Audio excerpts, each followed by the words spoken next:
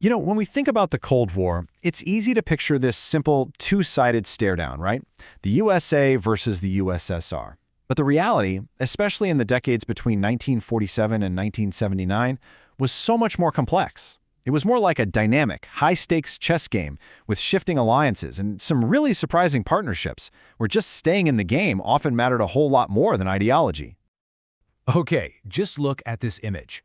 This single handshake between U.S. President Richard Nixon and China's leadership in 1972 perfectly captures the bizarre twists of the Cold War.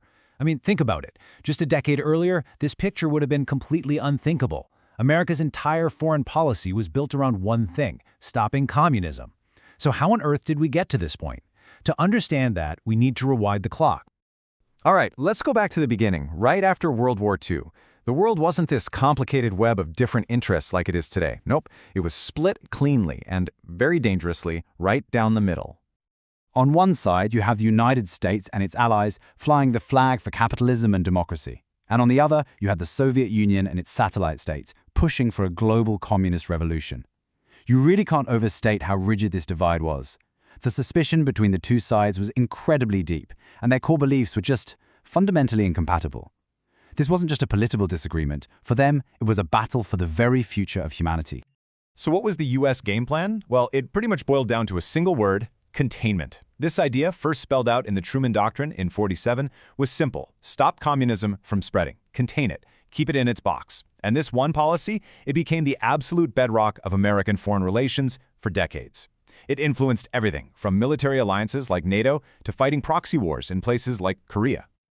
So just as the world was kind of settling into this two-sided conflict, something incredible happened. The communist bloc, which looked like this single solid giant from the outside, started to crack. And not from an attack, but from the inside. This was a family feud that was about to change everything. At the heart of it, the problem was about their core beliefs. See, after Stalin died, the new Soviet leadership started talking about peaceful coexistence, basically saying that a huge war with the capitalist world wasn't, inevitable. But for China's leader, Mao Zedong, this was absolute heresy. He saw it as a total betrayal of the revolution. China's view was that the fight must go on, while the USSR seemed to be going soft. This was no small disagreement. It was a fundamental split over the future of communism itself. And their relationship just fell apart with shocking speed. What started as a solid alliance in the early 1950s quickly turned into bitter ideological arguments, then a strategic rivalry, and by 1969, it literally exploded into armed clashes on the border between the two communist giants. They went from brothers in arms to bitter enemies, just like that. And just like that, the Cold War was no longer a simple two-player game. The board had changed completely. Now, it was a triangular conflict between three major powers: the United States, the Soviet Union, and the People's Republic of China. This new dynamic created all kinds of new risks, but for one of those players, it also created a massive opportunity. You can bet that policymakers in America saw what was happening. They looked at this massive rift between the Soviets and the Chinese not as a crisis, but as a golden strategic opportunity. I mean, the logic's pretty simple, right? If your two biggest enemies suddenly start to hate each other, you can probably use that. So the US made a huge pivot. They realized China wasn't just an extension of the Soviet Union anymore. By getting friendlier with Beijing, they could put immense pressure on Moscow. It was a purely pragmatic, strategic move, and it's what led directly to that handshake we saw earlier. This was never about liking communism. It was about using one rival to help manage the other.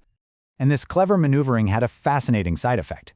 When the Soviet Union saw a potential US-China friendship forming, they really had no choice but to ease up their own tensions with the United States.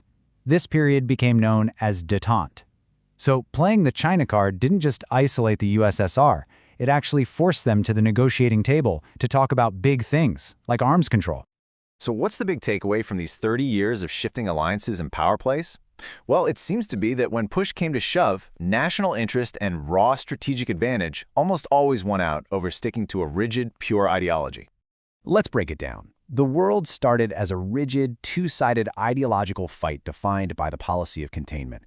But then the Sino-Soviet split completely shattered that, creating a new three-way dynamic. The US pragmatically took advantage of this split, and that, in turn, led to détente with the USSR. The bottom line is, these superpower relationships were constantly changing, driven more by strategic necessity than by blindly following an ideological rulebook. And that leaves us with one final big question to think about. Was the Cold War really about these grand ideas, capitalism versus communism? Or, as some historians have suggested, was it maybe something simpler? Was it all just powerful nations acting out of their own deep-seated fear and insecurity and using ideology as a convenient justification for their actions? What do you think?